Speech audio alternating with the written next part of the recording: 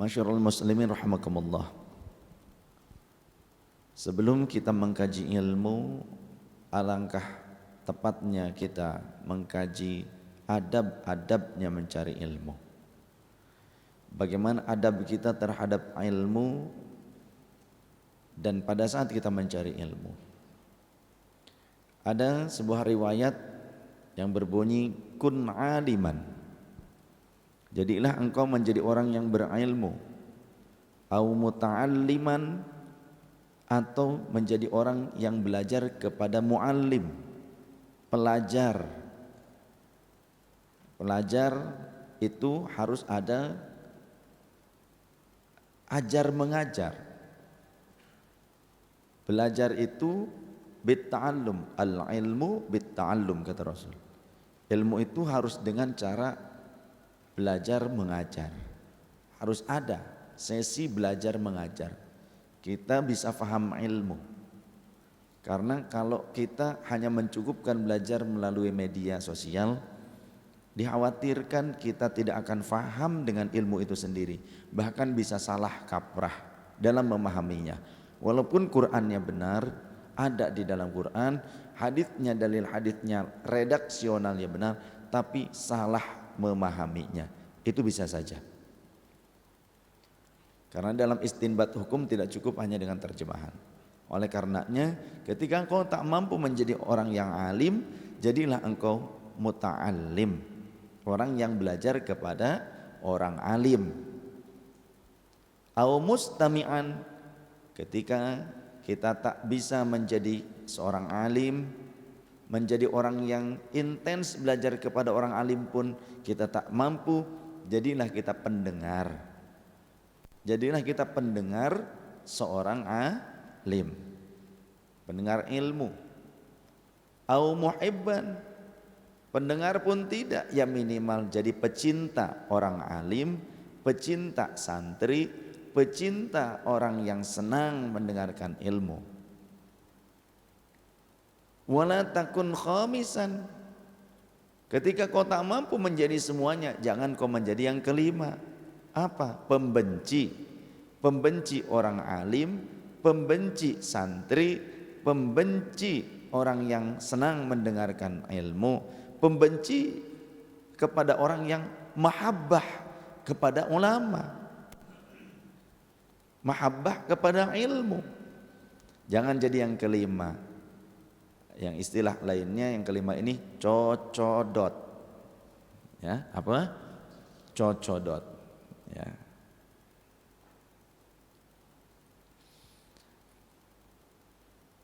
Kenapa kita kok harus mencintai orang yang memiliki ilmu?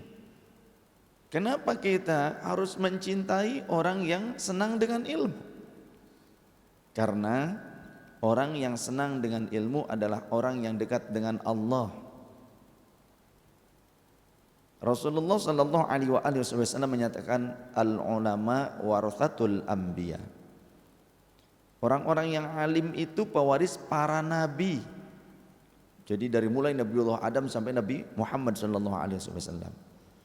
Ilmu-ilmunya, petikan-petikan ilmu dari mereka itu meresap ke dalam kalbunya, dalam perilakunya.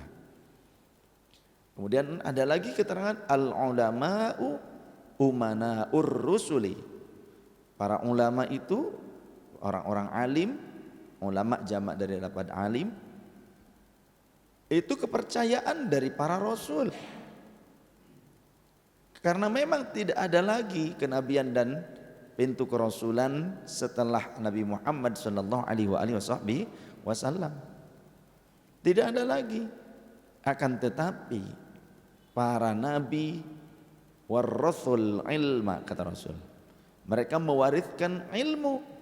Faman akhadhahu akhadha bihawlin wafirin, siapa yang mengambil warisan ilmu dari para nabi dan rasul, maka dia telah mengambil bagian yang sangat agung.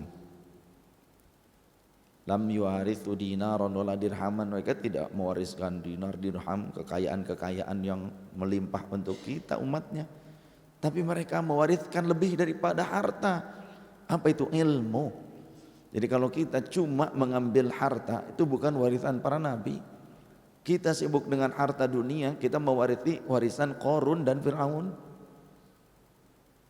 Ilmu kita lupakan, bahkan kita melecehkan orang alim yang mengamalkan ilmunya yang soleh. Hati-hati, kita khawatir bahwa orang alim yang mengamalkan ilmunya itu adalah kekasihnya Allah. Kalau kita menyakitinya, man adali waliyan faqad adzantuhu bil harbi. Siapa yang menyakiti kekasih-kekasihku, maka aku kobarkan peperangan.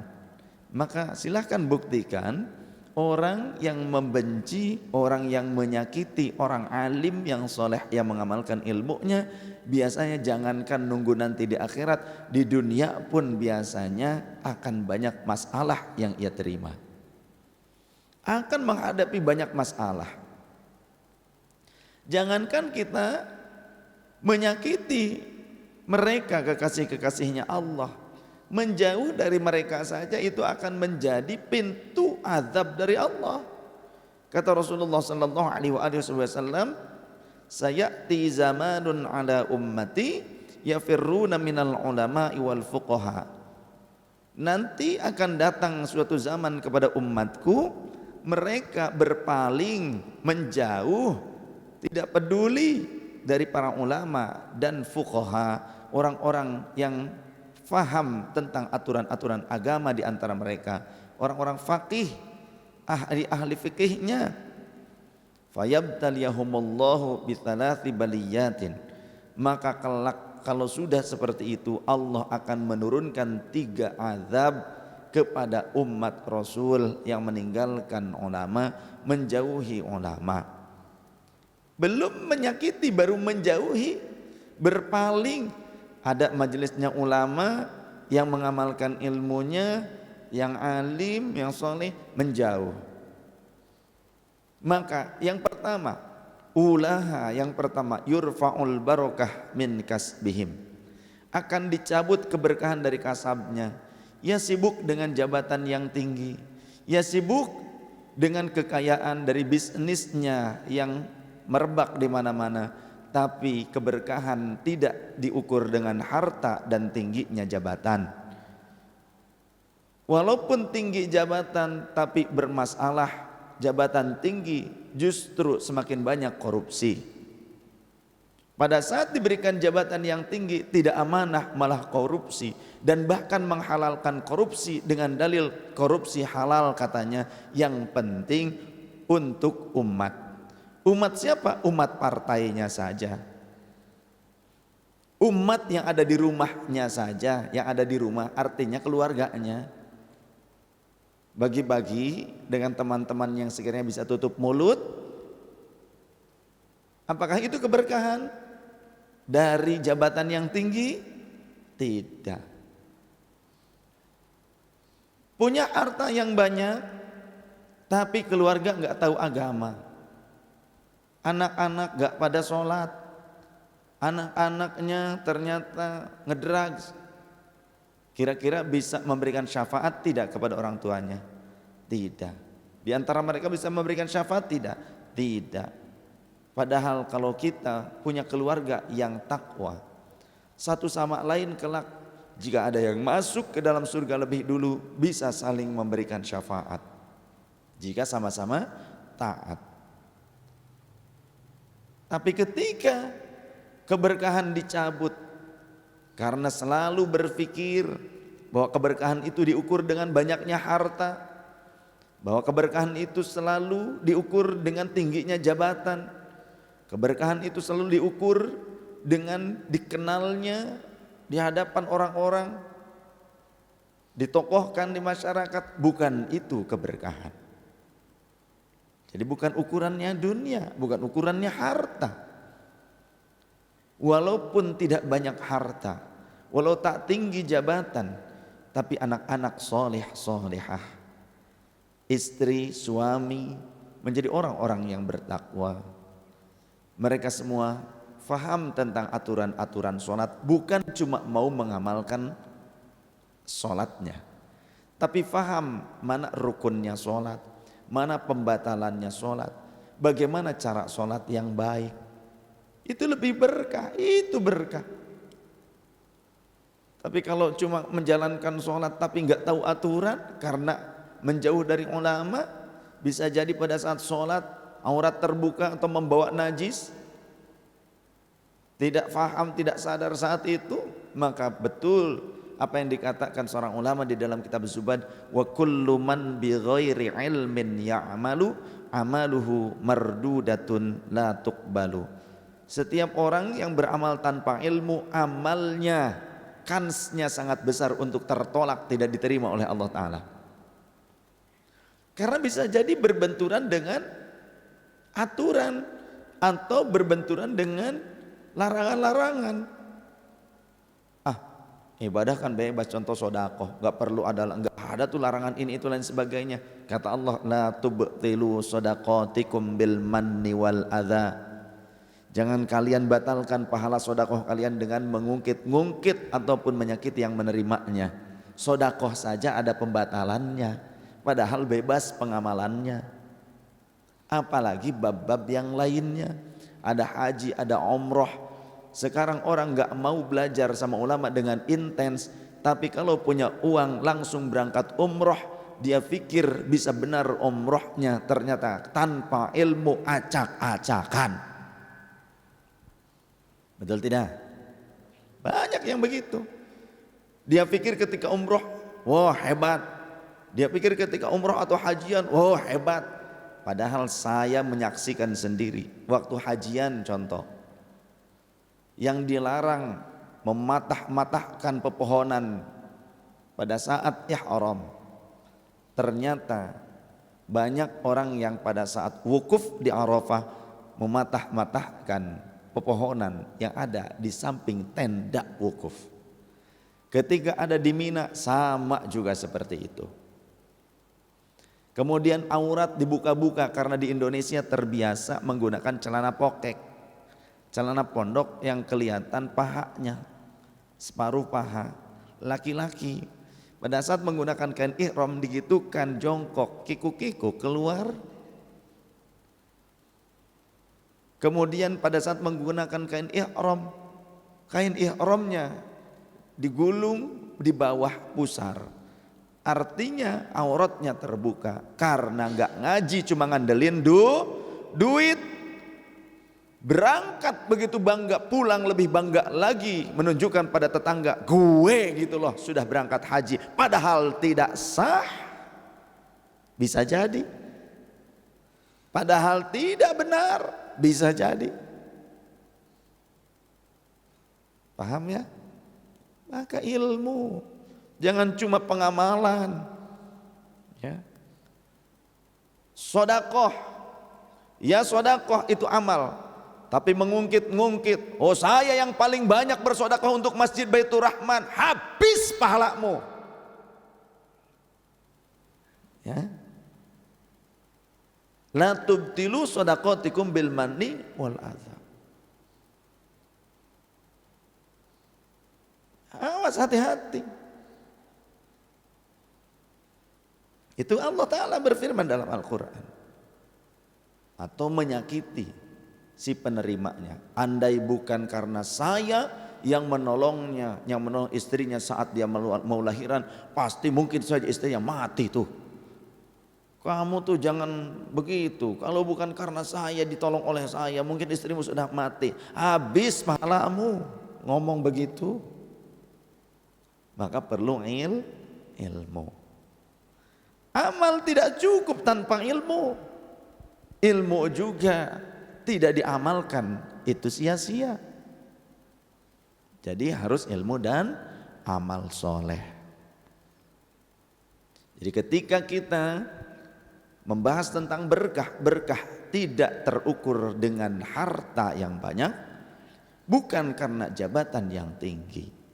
Karena banyak orang jabatan tinggi, hartanya banyak, keluarganya tidak kenal dengan bab sholat. Sholatnya mungkin cukup dilakukan hanya ritual sebatas gerakan, tapi dia tak faham telah keluar dari aturan sholat. Ada yang begitu. Ketika sholat begini, begitu. Dia pikir benar kali. Gitu ya. Ketika sholat jalan ke depan jauh, tok tok tok tok tok tok tok, menghampiri tembok. Hanya karena ingin menghampiri tembok. Bagaimana kalau sholat di lapangan? Apa harus sambil jalan terus nemuin kampung? Repot. Itu karena tidak pakai ilmunya yang benar. Jadi asal sholat saja. Ngaji Quran asal baca tapi juga salah. Banyak salah ketika membaca Al-Quran. Padahal ada pengajian tajwidul Quran supaya mujawwid, tahsinul Quran supaya hasan qiraatnya. Ya. Tapi tidak mau, enggan. Kenapa Quran tak mau kau pelajari untuk lebih baik engkau membacanya? Tapi pekerjaan dunia tentang mesin engkau bela-belain pergi ke Jepang, kau bela-belain pergi ke Singapura untuk training supaya faham tentang bagaimana mengoperasikan mesin dibandingkan bagaimana cara mengoperasikan Quran. Yuk waras, mumpung masih diberikan umur, mumpung masih diberikan akal sehat, waras caya, waras. Selain keberkahan yang dicabut, ya, yang kedua, azab Allah yang turun kata Rasulullah karena meninggalkan ulama yang mengamalkan ilmunya. Awas sekali lagi, ulama yang mengamalkan ilmunya yang soleh. Karena banyak orang yang alim, ya, alim berilmu, jamaknya ulama, tapi ternyata tidak mengamalkan ilmunya. Walaupun hafal Quran, seperti Snok Hargonya berganti nama menjadi Syekh Abdul Ghaffar, seperti Hemper Lawrence Arab berganti nama Syekh Al-Majmu'i. Kemudian seorang para gubernur Belanda itu ketika mereka itu banyak yang alim. Gubernur Belanda itu banyak yang alim. Bahkan dihikayatkan ketika Mbah Hasyim Asy'ari dan para ulama di Surabaya kebingungan dengan sebuah masail, mereka bingung dengan masail. Datang tiba-tiba gubernur Belanda menyambangi perkumpulan para ulama yang sedang bahsul masail. Kenapa ini tuan-tuan? Tuan-tuan, kenapa ini? Karena tertulis di papan tulis masalah apa masailnya gitu. Akhirnya gubernur Belanda itu bisa membaca bahasa Arab. Karena di situ para ulama yang hebat bahasa Arabnya, ditulis juga tentang masailnya di bor pakai bahasa Arab. Oh, tentang masalah itu sudah ada. Menurut ini dalam kitab dalam faham. Pas dibuka kitabnya betul ada. Yang muda-muda banyak yang kagum. Maka Mbah Hasyim Asy'ari langsung berdiri. Beliau membacakan sebuah ayat. Kenapa kalian kok menjadi fi'ataini? Ya. Kenapa kalian kok menjadi terpecah menjadi dua hati kalian? Ada orang yang kagum terhadap gubernur Belanda ini, yang padahal dia itu adalah orang-orang yang disesatkan oleh Allah, walaupun hafal Quran, walaupun dia itu alim, orang alim, tapi ternyata dia tidak mengamalkan ilmunya. Ini dikenal saat itu. Ya, ini juga dikatakan oleh Gus Gofur karena ayahnya ikut serta pada saat itu pada bahsul masail.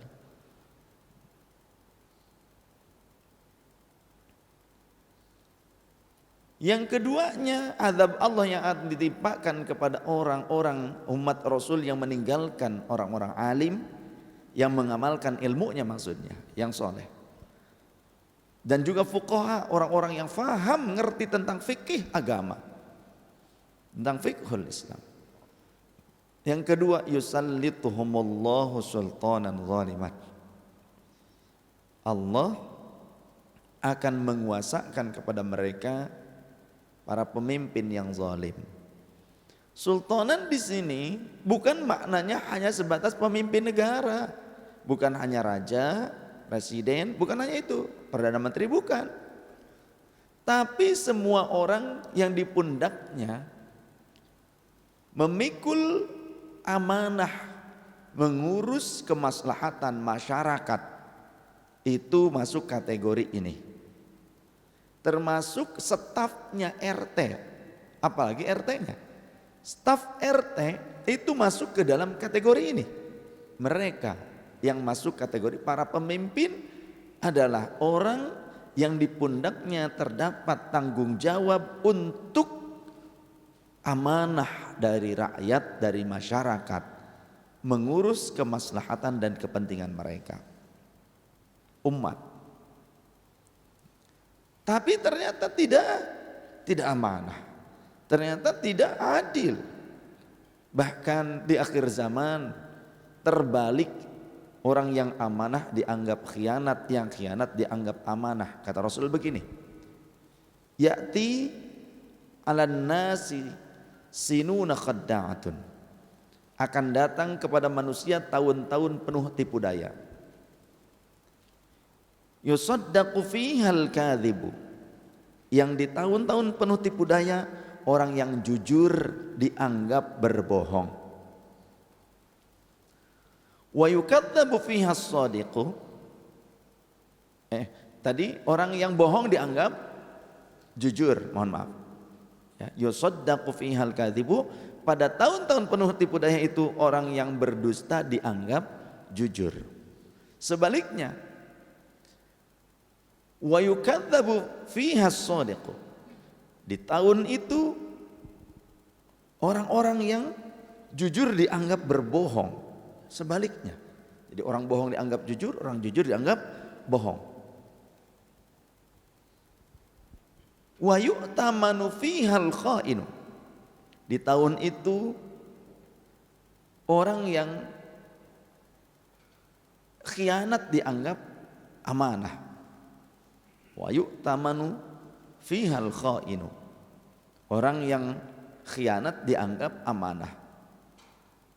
Wa yukhawwanu fihal aminu, dan di tahun itu pula orang yang amanah dianggap berkhianat. Ya. Kemudian wa yatakallamuna ar-ruwaibidatu, dan akan ada ruwaibidah yang banyak berbicara. Dan para ruwaibidah, kelompok ruwaibidah akan banyak berbicara pada tahun-tahun seperti itu. Qalu, para sahabat bertanya, wa mar ruwaibidatu ya Rasulullah, apa itu yang dimaksud kelompok ruwaibidah ya Rasulullah? Rasulullah menjawab, qala as-safihu alladzina yatakallamuna fi amri ammatin, orang yang bodoh, tidak kompeten, tidak ngelotok ilmunya, berfatwa, berbicara di hadapan umat, di hadapan masyarakat umum.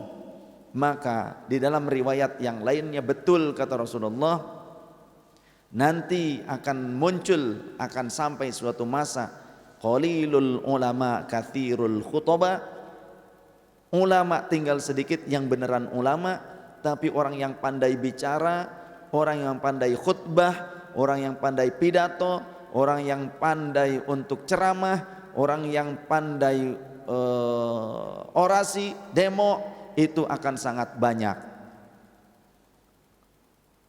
Bicaranya seolah-olah seperti ulama, dan bahkan dianggap ulama oleh orang-orang bodoh, padahal ngulama.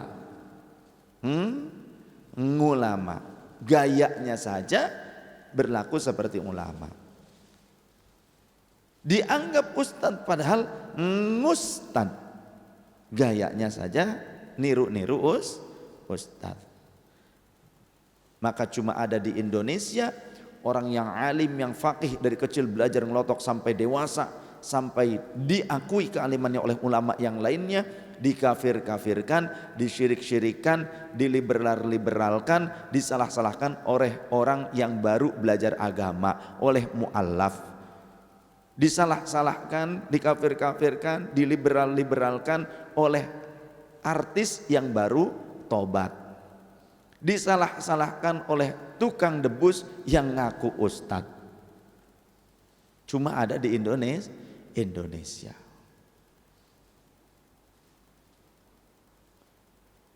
Dan di Indonesia sudah memulai, di mana masyarakat sebagaimana kata Rasul, ittakhadhan nasu ru'usan juhalan.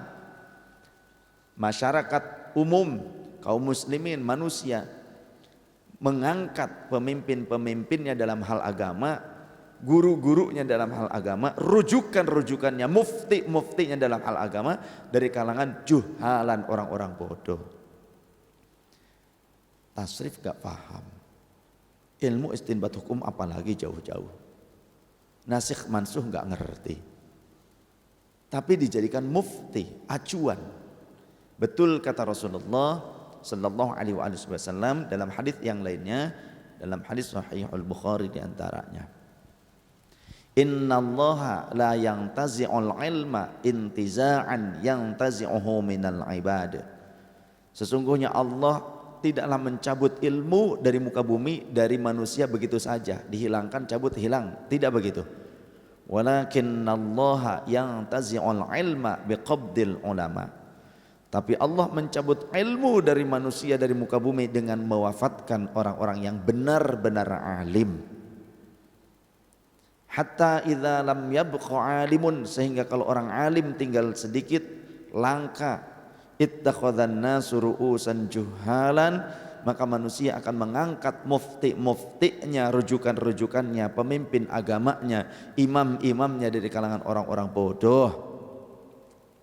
Fasu'ilu fa'aftau bighairi ilmin, maka ketika mereka ditanya mereka akan berfatwa tanpa kadar kompetensi ilmu yang mumpuni.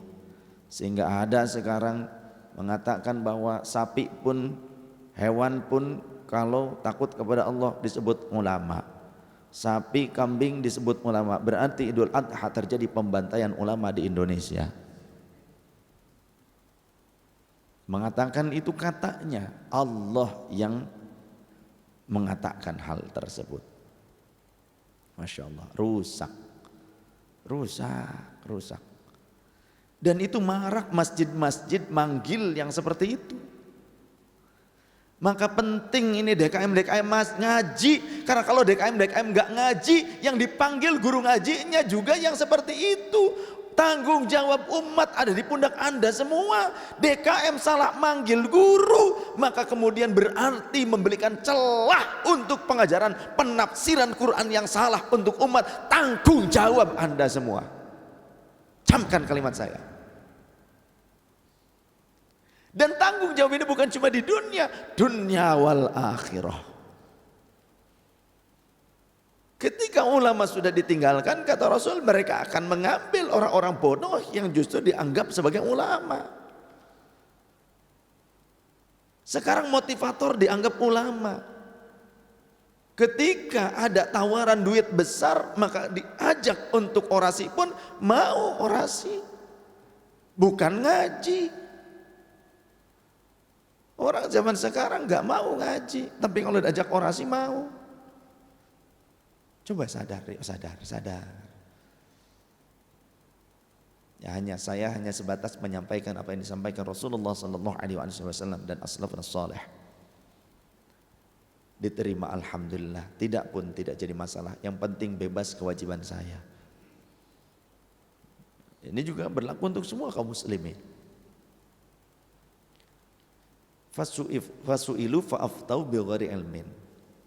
Maka kemudian kelanjutan haditsnya, fadallu wa adallu, mereka bisa sesat dan menyesatkan orang lain. Itu yang dikhawatirkan Rasulullah Sallallahu Alaihi Wasallam. Ya, jadi yang dimaksud dengan pemimpin-pemimpin di antara umat juga termasuk orang yang dianggap mufti, orang yang diangkat menjadi pemberi fatwa. Ru'usan juhalan. Ru'us itu jamak dari ra'sun, ya, jamaknya. Artinya kepala, pemimpin, tapi yang memberikan fatwa.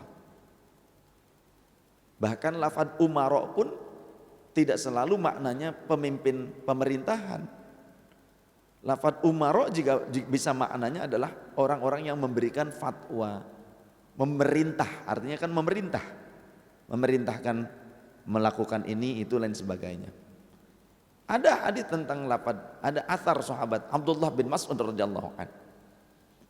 Jadi idza kathurat ulama, idza kathurat umaraukum wa qallat, idza kathurat umaraukum, jika sudah banyak orang-orang yang terbiasa memerintahkan ini itu lain sebagainya, memberikan petunjuk lain sebagainya, berdakwah ini itu, tapi wa qallat ulamaukum atau fuqahaukum, orang yang ngerti, orang yang faqih tentang ilmu tinggal sedikit. Tapi orang yang bicara tentang ilmu banyak. Orang yang menyampaikan ini begini, memerintahkan, seolah-olah memerintahkan amar ma'ruf nahi munkar. Jadi umaraukum, orang yang memerintahkan amar ma'ruf gitu kan, amar ma'ruf nahi munkar banyak. Tapi waqallat fuqahaukum, orang yang fikih, orang yang faqih sedikit. Dan wayattakhidhuhan nasu sunnatan, keburukan-keburukan itu dianggap sebagai perbuatan sunnah oleh manusia pada saat itu, kata sahabat Abdullah bin Mas'ud. Masya Allah, masyarul muslimin rahimakumullah. Yang ketiganya, jadi tadinya yang kedua makna dari yusallituhumullahu sultanan zaliman, bisa secara tata negara pemimpin yang dimaksud, masuk juga kategori yang dimaksud adalah tata agama. Makanya saya juga diberikan gelar Sentana Agung Penata Agama atau Penata Umat. Jadi ada, kalau istilah lainnya begitu, sebagai agent, sebagai perdana menteri misalnya seperti itu. Dalam hal kenegaraan, bisa juga sebagai qadhi kalau dalam hal agama. Ya, mufti berarti. Atau mufti itu secara umum orang yang memberikan fatwa, tapi secara di bawah gitu, makna di bawahnya orang yang senang berbicara agama kepada orang lain. Jadi maknanya bisa itu. Yang ketiga, ketika umatku meninggalkan ulama dan ahli-ahli fiqh, orang-orang yang faqih dalam agama, yakhrujuna minad dini kama yamruqus sahmu minar ramiyati, mereka akan mati tanpa membawa iman. Na'udzubillah, tsumma na'udzubillah. Jadi kita ini enggak sadar kadang banyak orang walaupun Islam tapi ternyata meninggalnya dalam keadaan murtad tanpa diketahui oleh orang lain. Di saat koma dia didatangi oleh setan yang menyerupai orang-orang yang dicintainya, menawarkan minuman, bawa cangkir, dan menggoyah keimanannya supaya ia keluar dari keimanan yang sebelumnya. Saat sakaratul maut tiba, kita manusia itu umumnya sangat-sangat haus, dahaga, lemah luar biasa. Saat itu ada setan menyerupai orang yang kita sayangi, menawarkan pertolongan tapi dengan syarat kita harus melepaskan keimanan. Saat orang tersebut tidak mendapatkan rahmat pertolongan dari Allah, dibiarkan ia terlena dengan godaan setan. Saat keluarganya pun tak tahu ia sedang digoda oleh setan, keluarganya tahu dia masih KTP-nya Islam, kemarin-kemarin masih senang ke masjid, akan tetapi karena dia meninggalkan ulama, karena dia meninggalkan ulama itu bukan asal dianggap ulama yang dikategorikan ulama itu ya, tapi benar-benar orang yang alim, yang benar-benar ngelotok ilmunya, yang mengamalkan ilmu, yang soleh. Karena meninggalkan mereka, matinya yakhrujuna minad dini kama yakhrujuna minad dunya bighairi imanin. Yang ketiga, meninggal tanpa membawa iman. Na'udzubillah, teman, na'udzubillah. Susah payah kita mempertahankan KTP kita sebagai Islam tapi mati ternyata dalam keadaan meninggalkan Islam. Na'udzubillah, tsumma na'udzubillah. Karena itu azab dari Allah. Tadi kan keterangannya begitu kan? Dalam hadis ini kan dari awalnya, sayati zamanun ala ummati yafirruna minal ulama'i wal fuqaha'i fayabtaliyahumullahu bi thalathi baliyatin. Allah nimpakan azab 3. Masyarul hadirin wal muslimin rahimakumullah, kita mengharapkan husnul khatimah. Kita berharap sebagai seorang muslim kita bisa menjadi kafatan. Apakah menjadi seorang muslim kafah itu kita harus menonjolkan ibadah tapi tidak memberikan kenyamanan kepada orang lain? Tidak. Tidak demikian. Apakah dengan memaksa orang lain? Tidak demikian. Ya. Justru seorang muslim adalah man salimal muslimuna min lisanihi wa yadihi. Yang ketika orang muslim lainnya selamat dari lisannya dan perbuatannya. Termasuk perbuatan tangan kita, ngetik di media sosial kan banyak yang tanpa pikiran. Zaman akhir nih banyak yang kalau kata Jawanya gitu, akeh wong sing katone fakih tapi bodoh ning nyatane. Kelihatannya kalau di media sosial seperti yang ngerti, yang fakih begitu, tapi kenyataannya kalau face to face langsung ketemu nggak paham. Bahkan mungkin baca Quran masih tata lagi tahu ganjek Sunda. Tapi nggak mau ngaji yang seperti ini. Apakah meninggalkan ngaji pengajian itu bukan dosa? Dosa besar. Salah satu bentuk azab dari Allah kepada kita saat ini di antaranya ketika kita berat melangkah ke majelis ilmu walaupun dekat, maka bisa jadi itu adalah azab untuk kita. Karena itu adalah kewajiban. Bukan cuma berat ke masjid, berat ke majelis ilmu, majelisnya para ulama, tak mampu melangkahkan kaki sampai ke sana, tapi melangkahkan kaki untuk thalabud duit. Dari mulai ba'da subuh sampai terbenam matahari, sampai pagi lagi, sampai nginep di mana-mana bisa. Pergi ke luar negeri bisa, tapi melangkah tempat yang dekat tak mampu. Training manajemen di mana-mana sampai, tapi training ngaji kita gak sampai walaupun dekat. Training sholat aja yang bener dulu, enggak juga. Boro-boro yang lainnya ngaji kitab bacanya susah lah. Training sholat dulu yang bener, baca Quran dulu yang bener. Training fikih dulu yang benar.